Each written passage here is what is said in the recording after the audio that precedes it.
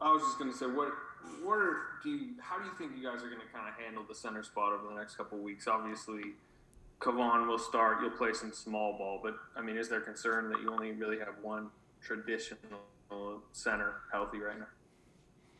I mean, it's a concern anytime you lose anybody for any stretch of time, and especially a guy that is in the rotation. But we'll figure it out. And injuries are obviously a part of every season, no matter when they come. You just got to be able to adjust. I don't know what the answer is, what the rotation is, but we've been working on some things with our small ball lineups, and EP at the 5, D-Lee at the 4. Juan will play a little bit probably, with some minutes available. So just all hands on deck.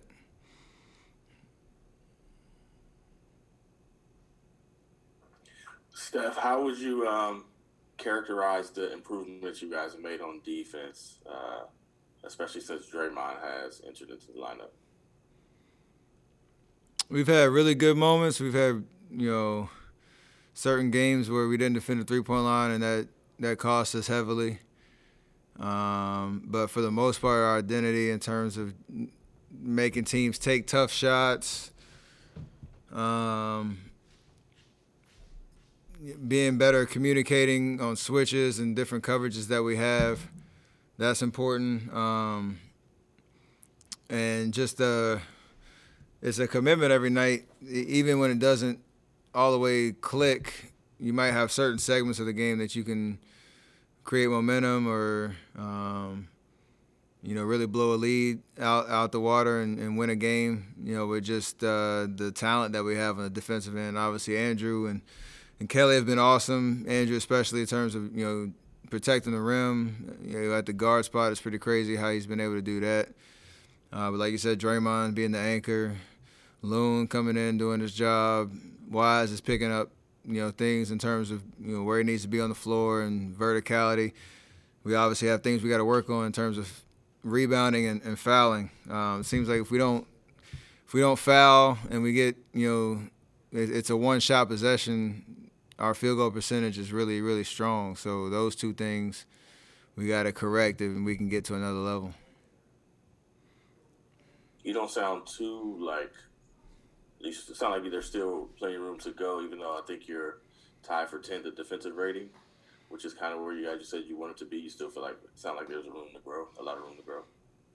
Yeah, it's just sustaining that for longer stretches of time. Over a course of a week or two, playing a lot of different lineups and different schemes and different threats at different positions, being able to maintain that consistency. But we still foul too much, and so if you're being picky, that's something that we can definitely get better at, because that'll help our offense too. Not going against set defenses and keeping the flow and the pace of the game where we want it.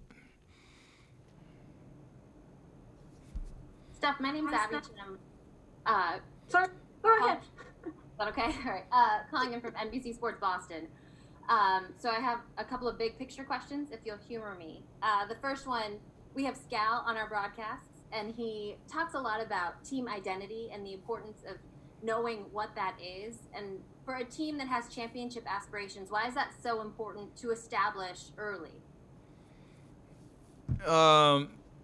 It just gives you confidence. It helps you when your shots aren't falling. It helps you have an understanding of how you're going to create good shots. There's a chemistry on the court no matter what lineup is out there, and you're flowing through rotations. And on a night to night, it's just that's where the consistency comes. We've seen teams like Utah, for example, who have been together for the last 3 years with that lineup. Mike Conley coming in last year. But they understand, where shots are going to come, how the ball is supposed to move. Defensively, they have a certain set of principles that everybody buys into. And night after night, they give themselves a great chance to win because of that. Then, if shots fall or they don't, you can kind of chalk up a loss to that. But for the teams that are figuring it out, some nights you just don't have it because you're not all on the same page. And you don't know exactly what you're trying to do when things aren't flowing perfectly. So there's a confidence that comes to that night in, night out that it develops over time, and if you're committed to the big picture goal of understanding who you are. And then seeing the ascension of Jason Tatum and Jaylen Brown from afar, do you see any parallels between the experiences that you and Klay had coming up together, drafted by the same team? For sure. Starting there, and then you have two talented guys that have to figure out how to play off each other, and when one guy's got it, the other guy has to stay engaged, and vice versa, and you both elevate yourselves, in that same process. So they got thrown into the fire with me and Klay and Draymond. We didn't. They played in the finals, Eastern Conference Finals, the first year when Jason came on the scene. So they were thrown into big stages early, and they got that experience. I'm sure they benefited from that, but just understanding how they can both evolve and get the most out of their individual talent, but put it together and balance it with the rest of the guys. Definitely a lot of similarities there for sure. Last one for me, I promise. For you, what's been the biggest test this season, working in all the new guys and trying to make everything work around you? Well, everything's supposed to work with me. That's kind of the vibe that I'm trying to get to, where obviously I know how I like to play and know where my strengths are. It kind of goes to your first question around just forming that identity. And early in the season, it was one of those where those split-second decisions and knowing where shots were going to come was a work in progress for everybody. And then defensively, obviously, without Draymond the first couple of games, we were kind of lost puppies. So I think a lot of it was just learning on the fly, not getting too down, when you lose a game, because it's bound to happen, obviously. But there's some huge learning lessons that we had to go through. And even now, it's just an emotional roller coaster with some of the inconsistencies that we've had, but we're trending in the right direction, and we like the challenge. I like the challenge, and really excited to see how we can turn this into a pretty special year. Steph, Chris Alvarez from ABC7. I saw on social media recently you congratulated Tom Brady for getting to the Super Bowl. I wonder what your first initial meeting was like with him, your impressions and conversations you have. You take anything from how he trains or mentality and implement that in your game and your basketball life? We've been Under Armour brothers for a while, and I met him in 2014 at the Preakness out in Baltimore. We just lost to the Clippers in the first round, and so I had some free time, and I went over and met him there. Had a fairly decent conversation, and a lot of it, to your point, was seemed like he always was trying to pick up nuggets himself on other guys from different leagues, and just that competitive fire seemed to, even in his middle of his off season, was still, you could see it in his eyes. So, you appreciate greatness. It's amazing. 7 years later, he's still chasing Super Bowls, and it's one of those. Every time you see him, in the bright stages, you can't not watch. You expect greatness to happen. So we'll be watching next week and see if we can get it done. Steph, having gone through a lengthy rehab last year the way you did, how important do you think it is for Klay Thompson to be around the team? How did it lift your spirits last year? How do you think it's helping him now? I mean, it's huge, especially this being the second year, and you want to be around. It's kind of double-edged sword a little bit. You want to be around the team, and you want to be a part of the vibe, and just the energy, in the locker room, in the weight room, in practice court, and obviously during games. But then when you get so close to it, you miss it more. So it's kind of a hard balance. But I think we can hopefully lift the spirits through some of the the rough days of rehab. Everybody who's been through that knows what it's like. And for me, I was away from the team for the first 6 weeks, but after that, it was coming in, getting work in, being a part of film sessions, little stuff that kind of keeps you engaged mentally. That's the biggest thing. Physically, you have a long way to go, but mentally staying sharp, watching film, giving guys some pointers on what they see, that'll help him transition back when his body's ready. So, even him doing the broadcast, like you're thinking basketball, you're talking basketball, you're around it, and for any guy that's been at the level that he's at and where he wants to get back to, that's huge, in the meantime. Hi, Steve. Maria Vidal for Top Deportes in Latin America.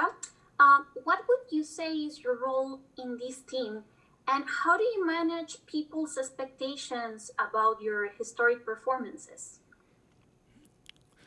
If you're around this league long enough, you experience a little bit of everything, and that's kind of how I've approached this season. We've had an amazing, 5-year run, 3 championships, all that.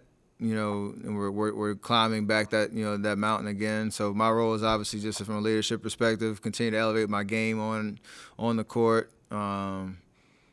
Lending my experience and what I see off the court for some of the young guys. But it's just a part of the NBA journey. I think about what people say about expectations and all that type of stuff, and it's hard not to hear it and respond and react to it. But at the end of the day, still in the fight, still have a lot left, in the tank, obviously, and want to get the most out of it. Bigger. Oh, Steph. Okay, go ahead. Okay. Wider scope. Do you think about your title window, like that term, and whatever you believe that to be the next few years? Absolutely. That's what you play the game for. There are things that are within your control and things that aren't. But all the little things that you do on a daily basis, all the work that you put in, is building towards getting back to that stage and understanding, you're living in reality, so unless you're playing quarterback for the Tampa Bay Bucks right now, there's a fine line between when you're at your peak and when you need to, really get the most out of what you got on the court, and then it's kind of the perspective. So definitely think about it. Within that, how do you think about the pressure to make win now moves? I mean, organizationally, or the patient approach that right now it seems like, particularly this season with Klay out, you guys seem to be taking a more patient approach. I mean, everybody has an opinion about what win now moves mean, and who's to say? There's no guarantee that anything works. So it's a matter of just everybody doing their job. That's from the top down, upstairs, everybody in the locker room figuring out what that actually means, buying into it, and you roll with it. So for where we're at right now, we have a lot to prove this season in terms of how good we can actually be, and you live in that reality, and you also have a kind of a temperature check on some of the bigger agenda things that might be brewing. But at the end of the day, my job is to go play, figure out how to get our team where we need to be this year, get the best seeding in the playoffs, see what happens, and go from there. Hello, Steph, to Steph. follow up on that, how long do you think, in your mind's eye, you think that window is still kind of up and running for you in this group? I mean, you're thinking this year and next year, and you're thinking, with Klay coming back, you're thinking about all those different things. But right now, who's to say, we can't put pieces together? We have, I'm in the middle of my prime and thinking about, just all the things that we've gone through over the last 4 or 5 years that we can kind of build on. It's hard to say what the actual, number is, but I think we're in a good spot right now. Let's put it that way. Hello, Steph. Christos from Greece. I would like to ask you, what will gonna be the biggest challenge on tomorrow's game? And Boston Celtics are a title contenders team. How far or how close you feel you are about to be a title contenders this season? I mean, we're trending in the right direction. Same kind of answer, but they're playing well, obviously. like you said, they were there last year in the playoffs and had a chance to get over the hump. Have a consistent roster, so it'll be a good challenge tomorrow. Excited about the opportunity to play them. Hopefully, put another win together, and measure ourselves. That's the biggest thing with pretty much every game, and that game within the game. Of showing up against whoever we're playing and some of the best teams, you kind of get a good measuring stick of where you need to be. Steph, Kevon said that James had a pretty positive attitude. Obviously, the injury hopefully is not that bad, but what do you like about just his mental makeup and his energy kind of for your team? We love it. He's a workhorse. He's a sponge when it comes to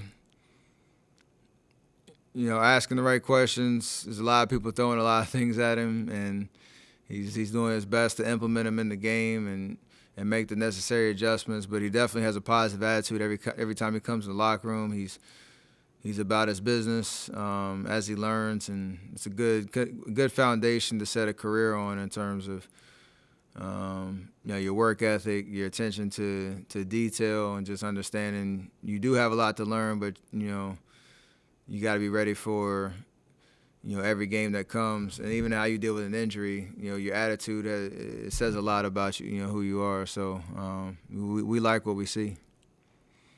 I want to follow up on one more thing. You just said you feel like you're in the middle of your prime. How far do you think you can stretch that for? We're gonna find out. Does seeing Brady play at the level he's been playing at motivate you? Absolutely. I mean, it's a different sport, different position, but it's definitely an awareness of the little things that you can do that I've been doing, that I'm doing now, that I can do going forward to make sure your body is able to recover, able to stay, in prime condition, so that you give yourself the best chance to be ready for season after season after season. And then you make the necessary adjustments of what your game needs to morph into or things like that. But at the end of the day, the approach and the discipline that he's demonstrated on what it means to be a professional athlete at that level with that longevity, it doesn't happen by accident. So there are things that you can do to put yourself in a position to stretch it out even farther. Steph, you're 32 right now, 33 in March. What is that in basketball years? Well, I was going to say after coming off the 5-year run, we played an extra season and a half in those playoffs, but then I got it back last year. So I don't know. I feel like I'm in my mid-20s right now.